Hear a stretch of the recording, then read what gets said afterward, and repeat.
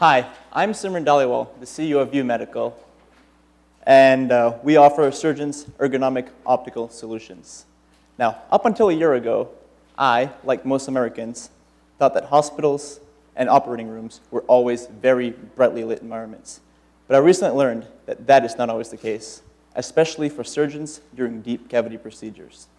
Now, picture yourself in this scenario. You're about to go in for a serious liver procedure, and this is what the surgeon sees. A dark, scary place where the deepest nooks and crannies barely have any illumination at all.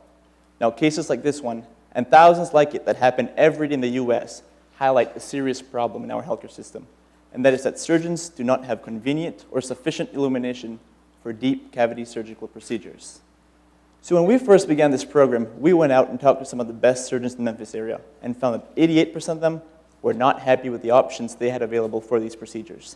The problems they talked about is focused around a difficulty in directing the overhead surgical light deep into the cavity, a problem that's especially profound as they lean over the patient to get a better view of the incision, and about the bulky and cumbersome surgical headlamps, which, although are the current standard of care, give surgeons headaches, neck strains, and often time up to the walls.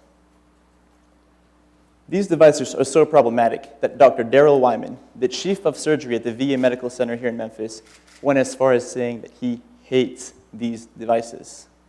We also uncovered a study from Johns Hopkins University that found that there are on average 39 cases every week in the US where surgeons leave foreign objects inside of patients before stitching them up. Ultimately, inadequate surgical lighting contributes to the $1.5 billion annual cost that surgical errors incur upon our healthcare system. We've also identified that the need for supplemental surgical lighting is even more profound in animal hospitals, and this is a market that's completely unregulated.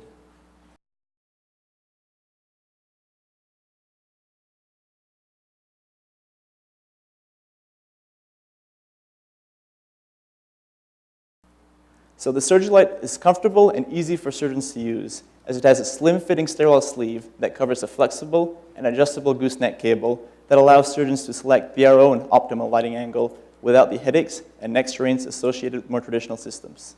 Additionally, the bright, focusable LED light will provide surgeons with the pure white light that they need to effectively perform their duties. And lastly, for hospitals, the SurgiLight is a cost-effective way to improve patient outcomes, keep their surgeons happy, and reduce operating times. Looking at this competitive analysis chart, you can see that at one end of the spectrum, you have surgical headlamps, which, as I already mentioned, give surgeons headaches and neck strains, and are also extremely expensive, with newer units going upwards of $8,000 for just one model. On the other end of the spectrum, you have handheld devices such as Invuity's Sabre. These devices, though fairly cheap and simple, by no means necessarily provide the lighting that surgeons demand.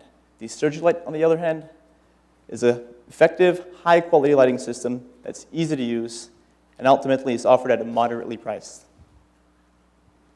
So to get our light into operating rooms all across the country, we first need to raise market awareness, which we plan to do by taking the following three-pronged approach. First, we plan to advertise in prestigious medical journals, such as the Journal of the American Medical Association. We also will have a strong presence at industry trade shows and surgeon association events. And lastly, we'll get our device into educational institutes, such as cadaver labs and med school training facilities. Once this is accomplished, we will enter into the animal hospital market. This unregulated market will give us a revenue stream that's continuous and fuel our growth until we get FDA clearance, after which we will enter into hospitals and surgery centers via an effective distribution network. We validated a price point of about $2,500 for a single one of our lights. Take this figure and apply it to the 20 ORs at Methodist University Hospital here in Memphis. That gives us a revenue of $50,000 from just one hospital. However, in the US, there are over 50,000 operating rooms, with another 50,000 more in Western Europe. Add this to the 40,000 animal ORs, we have a total of 140,000 operating rooms that we can get our light into. Initially, however, we're going to focus on a more specific market that our product is better suited for. This includes the $32 million market that animal hospitals are, and the $62 million that OR suites targeting the procedures for which our light could have the greatest benefits. These include operating rooms designed for open chest procedures, open gut procedures, hip replacements, and some back procedures. These two markets total $95 million, which means that if we can only get 2% market share, we will still only almost have $2 million in sales. However, before we can enter hospitals and surgery centers, we need FDA clearance as a Class 2 medical device, which we plan to do by filing our 510(k) at the beginning of next year. Prior to that, we need IEC 60601 certification, which will guarantee that our electrical components are safe for use in the OR.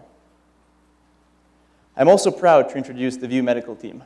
I'm Simren Dhaliwal, the President and CEO, and I'm an MBA candidate at the University of Memphis. I also have previous experience with First Tennessee Bank and View Inc., a VC-funded startup based in Silicon Valley. John Ratcliffe is our CTO and is a bioengineering student at NC State.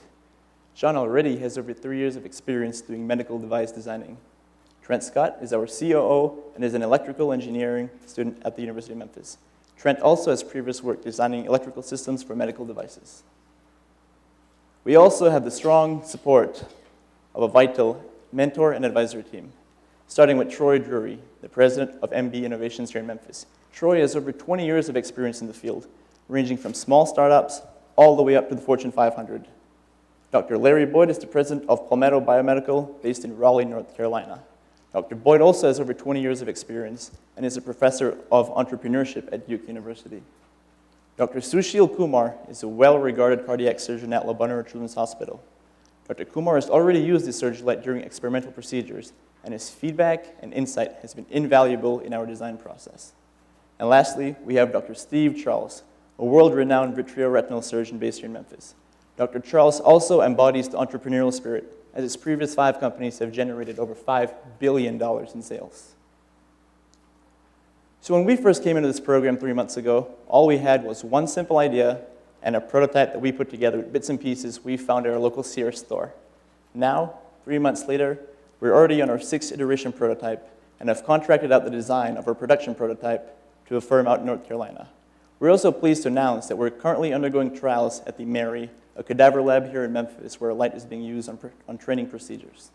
We've also validated our performance at the UT Health Center during live lab procedures on animals. During our customer discovery phase, we also identified 2 new markets that we can easily target. The first, on your left, is a modified SurgiLight that attaches universally to any hospital or doctor's office table.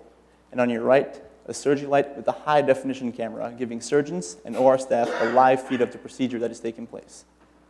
And lastly, in just 3 months, we're proud to announce today that this week, we secured our first intent to purchase from Germantown Animal Hospital.